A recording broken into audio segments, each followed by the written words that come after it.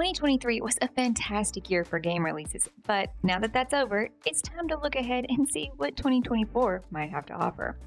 With that in mind, we went ahead and put together a list of 18 games that are coming out at the beginning of the year.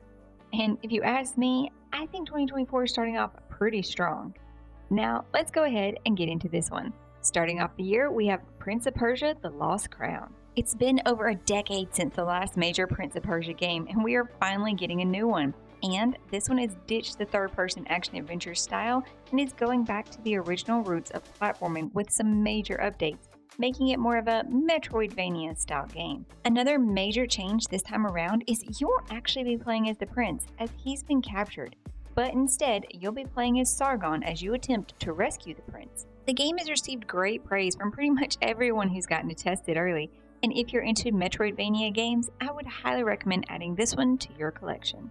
We're excited to give this one a go, though if you're still on the fence, there's a free demo you can try right now.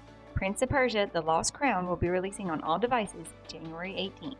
A few days later, we have Like a Dragon: Infinite Wealth. If you haven't played a Like a Dragon game before, it's a turn-based RPG with loads of crazy minigames thrown in to have you doing the oddest things in the best possible way. In this one, you'll be playing as Ichiban Kasuga and Kazuma Kairu, the original Like a Dragon protagonist. As for the combat, we stated it was turn-based, though there is a slight variation this time, as there will also be some action combat mixed in as well. This is due to Kairu's unique job, Dragon of Dogma, that provides him with the ability to switch between multiple fighting styles, while also allowing him to temporarily perform real-time combat, similar to the brawler gameplay from previous Like a Dragon titles. The game will take place in Hawaii and is stated to be the biggest map in the Like a Dragon franchise. The open world will be filled with fun minigames, as you would expect, like catching butterflies, delivering pizza, and the famous karaoke will of course be making its return. Overall, it's looking to be a great time and is pretty high on the list for games releasing in January. If you're looking to dive back into the world of Like a Dragon, this one will be available on all major platforms other than Switch on January 26th. Also on the same day, we've got Tekken 8. While we're not really big into fighting games, this one is a massive title and it's been almost a decade since we last got a new Tekken game. This one is going to be running on the UE5 engine, making it the first major fighting game to do so. And you can easily tell just by looking at how stunning the visuals are. Outside of the obvious graphics overhaul, they've also introduced 4 new characters to the roster, bringing it to a total of 32. Then there's also an offline arcade quest mode that allows you to create your own avatar. Finally, they've added a new system called Heat State. This feature grants not only chip damage and additional movesets, but also changes the properties of some of the characters' moves, such as a heavy guard break. Fighters may also dash cancel their designated moves into this Heat State. If you want to get your hands on this one, it'll be releasing to all platforms other than Switch January 26th. Kicking off the month of February, we've got Persona 3 Reloaded. After almost 20 years, it's returned with a load of updates, such as new additions to the Tartarus offering for more exploration. Some battle mechanics have been reworked, and the social system has had an overhaul. This will give you more rooms to explore and opportunities to spark up conversations while hanging out around the dorm. If you missed out on the original Persona 3, or you're just feeling nostalgic and want to give it another go, you'll be able to do so on all platforms other than Switch February 2nd. On the same day, we've got Suicide Squad: Kill the Justice League. Taking place in the same universe as the Batman Arkham series, the sinister villain Brainiac has taken control of all members of the Justice League aside from Wonder Woman, who now must work together with the Suicide Squad in order to stop Brainiac from taking over the world. One of the new features this game will be debuting is an introduction to the Battle Pass. However, the developers over at Rocksteady Services have tried to steer clear of the term live service due to the negative condemnations that come along with it. We personally don't care one way or the other. As long as it's a good game, they can use whatever term helps them sleep at night. This one will be releasing on all major platforms other than Switch February 2nd. Up next on the list is Helldivers 2. If you've happened to have played the original Helldivers, you probably already noticed things are looking a little different this time around.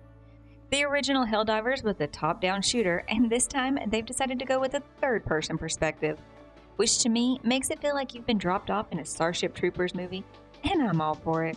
The premise behind the game is that you're a Helldiver, which is the galaxy's last line of defense. Your job is to slay hostile enemies and protect freedom. And always remember, The only good bug is a dead bug. If you're looking to enlist as a Helldiver, it'll be releasing on PS5 and PC February 8th. Right after that, we've got Banishers Ghosts of New Eden. This game is an action RPG that has similar gameplay mechanics to the God of War games. The story revolves around two ghost hunters, S.T.A.L.K.E.R and Red. They've been tasked to investigate the small community of New Eden, which just so happens to be haunted. During investigations, things take a turn for the worst, and S.T.A.L.K.E.R gets turned into a ghost. While playing, you'll have access to both S.T.A.L.K.E.R and Red, which you can seamlessly swap between during combat. Red uses more conventional weapons, while S.T.A.L.K.E.R gives you access to spirit abilities. This one is looking really good, and I'd highly recommend checking it out. You can grab a musket and vanquish evil spirits on all platforms other than Switch February 13th. After that one, we've got Skull and Bones. Now this one has had a rough history, as the project to create this game started over 10 years ago. It was originally set to be an expansion for the Assassin's Creed Black Flag, though eventually it did take on a life of its own and they parted ways with the Assassin's Creed franchise. Now over the past decade, it's met with multiple delays and it had over $120 million sunk into it, but they've still managed to keep the game afloat. Now, if you're looking for a game where you crew a ship with your friends or are boarding enemy ships for PvP fights, this isn't that type of game. Instead, when you're crewing a ship, you are the ship, and the only time you can walk around in third person is when you're on land. If you're looking to set sail, this will be releasing on all platforms February 16th. Dropping the same day is Mario vs. Donkey Kong. This one is another game harking back to the classic days, which seems to be happening with a lot of games lately. In this one, Donkey Kong has stolen a bunch of little Mario figurines, and now you have to collect them all back. I don't understand why Donkey Kong would want to steal a bunch of Mario figurines, but that's the story and they're sticking to it. If you played the one that came out on the DS back in 2010 and you enjoyed that one, then you're probably going to love this one, as it's just an updated version. You'll be able to pick this one up on the Switch February 16th. A few days later, we have Pacific Drive. This one is one of the more unique games that we have on the list. It's a roguelike driving survival, which actually looks pretty cool. You get to drive around in a station wagon that looks like it came from a Ghostbusters movie. The basic premise is that you go out, scavenge resources, and head back to your garage to upgrade your car, then set out again. It's a pretty interesting atmosphere they've created, as the world is in some sort of apocalypse and all you have left to survive in is your car. If you're interested in taking this one out for a spin, it's set to release on PS5 and PC February 22nd. 1 week later, we've got Final Fantasy VII Rebirth. This is the second part of the Final Fantasy VII remake in a planned trilogy. You get to continue the journey with Cloud as he leaves the city of Midgar. One of the major changes from the Classic Edition is the overhaul to the combat system, which this one is featuring the same system that was used in the Part 1 remake. Also, the world is going to be completely open for you to explore.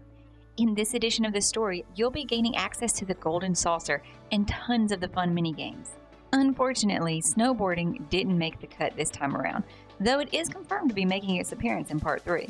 If you're looking to pick this one up, you'll need 150 gigs of free space, and it'll be releasing exclusively to PS5 on February 29th.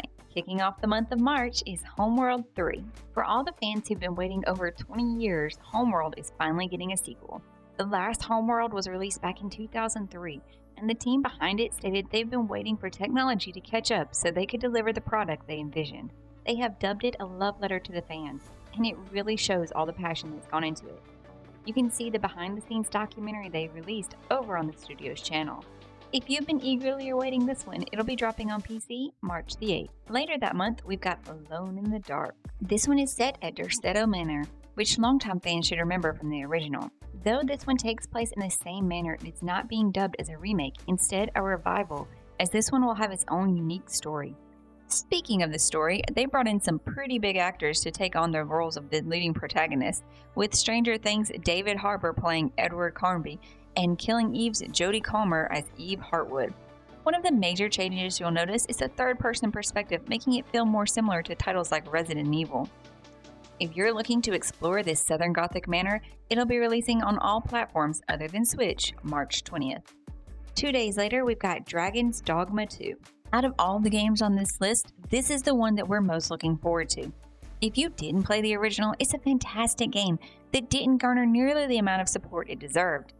is an extremely difficult game, somewhat like Dark Souls, and the critics at the time didn't appreciate that. This one takes place in a parallel world to the original, and it seems like they've kept all the things that made the first one good, while improving on it to add more things to make the world feel organic. A really cool feature to this game is the companions. They can help point the way for you, deal with threats, and they gain knowledge from experience. One of the complaints about the last game was that the dialogue of the companions felt too repetitive, so the developers said they worked really hard on increasing the voice lines to hopefully get this issue resolved. If you're looking to get your hands on this one, it'll be releasing to all platforms other than Switch on March 22nd. On this same date, we also get Rise of the Ronin. This one allows you to create your own custom character and explore many historical places in Japan at the end of the Edo period. Some of the cities you'll get to explore are Yokohama, Kyoto, and Edo. The main story of the game revolves around the Bushin War. You'll need to be prepared to defend yourself, and lucky for you, the game offers a wide array of weapons to choose from, as well as traversal tools such as grappling hooks and gliders. This is from the same team who created Ninja Gaiden, so we're expecting great things. If you're interested in picking this one up, it'll be releasing exclusively to PS5 on March 22nd. There's a few more games that are set to release early 2024, but as no official release date has been given yet, then we can only tack them here at the end. Now, the first one that we were really excited to get to is Frostpunk 2. This one is another title that we're exceptionally hyped for. The original was a challenging and fun strategy city builder that takes place in a world ravaged by an apocalyptic blizzard. And you had to lead a community through making tough decisions on passing laws and planning out the expansion of the civilization, some of which would have you adding sawdust to the food in order to stop people from starving to death, or implementing child labor to get all the tasks done to keep from freezing. This game is set to take place 30 years after the events of the first game, and now you have to deal with new threats on a new scale. I don't know if this one can top the first one though. We'll just have to wait and find out. Its expected release date is sometime early 2024. Next up, we've got S.T.A.L.K.E.R 2, Heart of Chornobyl. If you've been looking for a new shooter horror game, well, you might be in luck, as we may finally be getting S.T.A.L.K.E.R 2. This game was originally set to release back in 2012. That's right, over a decade ago, but it was canceled before the launch. It later resurfaced in 2018 and was rebuilt on the UE5 engine. It was then slated for another release in 2022. But due to the ongoing war, the project was put on hold. But now it's finally back and ready for another shot at launch. While we still don't have a specific release date for this title as of yet, it's expected to be releasing sometime in the first half of 2024. Finally, rounding off our list is the First Descendant. We got to participate in the beta for this one last year, and it was genuinely a lot of fun. If you haven't heard of it, it's a looter shooter very similar to Warframe. You've got perks that can be upgraded to enhance your character or weapons. Then you can unlock new characters by obtaining necessary components and researching them. What we found to be the most fun was taking on the giant void bosses. These do require a bit of teamwork though. If you're looking to play this one, it's expected to be releasing sometime in the summer. That's going to wrap things up for this list. Let us know which games you're most looking forward to playing in the comments down below. And I really hope that you're hitting that subscribe button if you haven't done so yet. We'll see you in the next one. Thanks for watching.